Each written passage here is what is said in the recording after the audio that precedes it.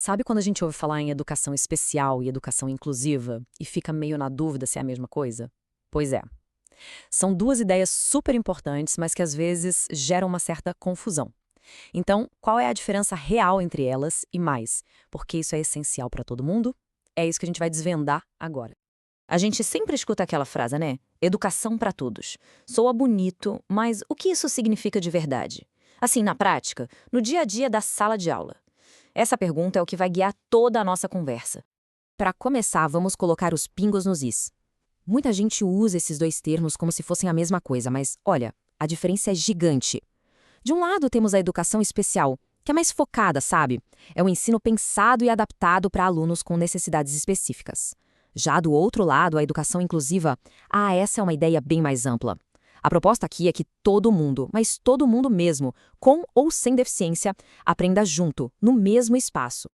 Bora mergulhar um pouco mais fundo em cada um desses conceitos para a gente entender o que está por trás de cada ideia. Ok, educação especial.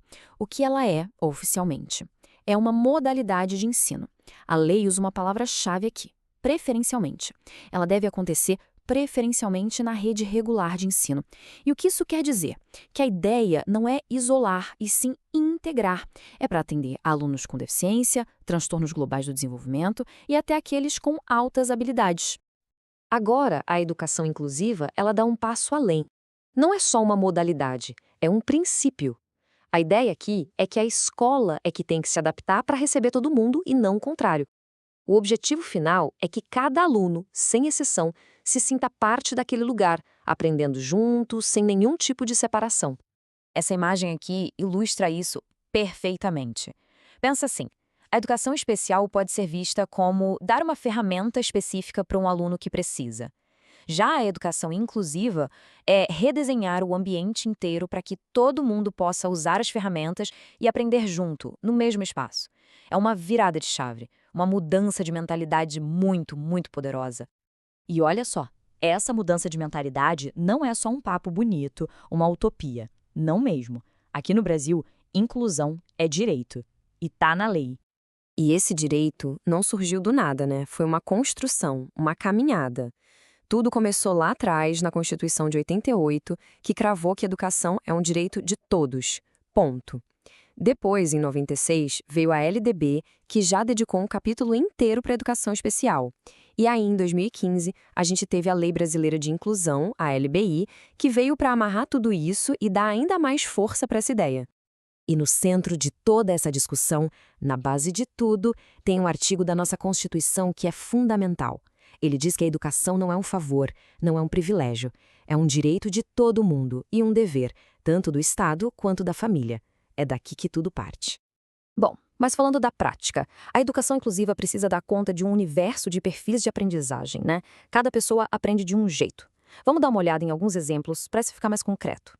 Um caso bem conhecido é o TDAH, o transtorno do déficit de atenção e hiperatividade. Ele pode aparecer de várias formas, sabe? Às vezes é aquela dificuldade de se concentrar numa coisa só, uma inquietação que não para, ou até agir por impulso. E isso reflete no comportamento, claro, como evitar uma tarefa que exige muito esforço mental, ou dar aquela impressão de que a pessoa está sempre com a cabeça em outro lugar.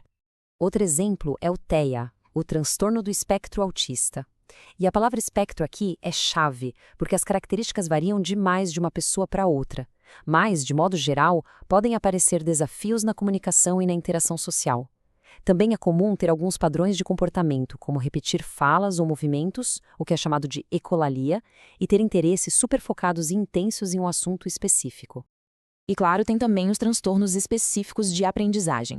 A dislexia, por exemplo, que mexe diretamente com a capacidade de leitura e de escrita. E tem a disgrafia, que é um pouco diferente. Ela está mais ligada à parte motora mesmo. A dificuldade de traçar as letras, de escrever de um jeito legível. Certo, então a gente já entendeu os conceitos, já viu alguns perfis de alunos, mas a pergunta que fica é: como é que se faz a inclusão acontecer de verdade ali na sala de aula? Quais são as estratégias? A palavra-chave aqui é adaptações curriculares. O que é isso? Basicamente, são estratégias para ajustar o ambiente e o jeito de ensinar para atender às necessidades de cada um. Pode ser desde uma coisa física, como instalar uma rampa, até uma coisa pedagógica, como mudar o jeito de explicar uma matéria. O ponto central é que essa adaptação tem que ser flexível e permitir que todo mundo participe, sem empobrecer o conteúdo, sabe? Não é facilitar, é tornar acessível. Nesse processo todo, o papel do professor, nossa, é essencial. E dá para a gente pensar em 4 passos bem importantes. Primeiro, ajustar as atividades. Segundo, isso é crucial, olhar para o potencial daquele aluno e não só para as dificuldades dele. Terceiro passo, estimular a autonomia. E por último, mas não menos importante, criar um laço de confiança. Sem isso, nada funciona. Agora, vamos ampliar um pouco o nosso olhar, porque a inclusão que a gente busca na escola, no fundo, é um reflexo do tipo de sociedade que a gente quer construir para todo mundo. Pensa bem, os desafios não estão só dentro dos muros da escola. As barreiras estão em todo lugar. No ônibus que a gente pega, no site que a gente acessa, no jeito que as pessoas se comunicam. Mas talvez a barreira mais invisível e, ao mesmo tempo, a mais difícil de quebrar, seja a atitudinal, ou seja, o preconceito que ainda existe. A escola, então, é esse ponto de partida. É como um laboratório onde a gente pode praticar uma sociedade mais justa. E aí fica a reflexão para a gente levar. Se a inclusão começa na sala de aula, em que outros espaços do nosso cotidiano a gente também pode começar a derrubar algumas barreiras?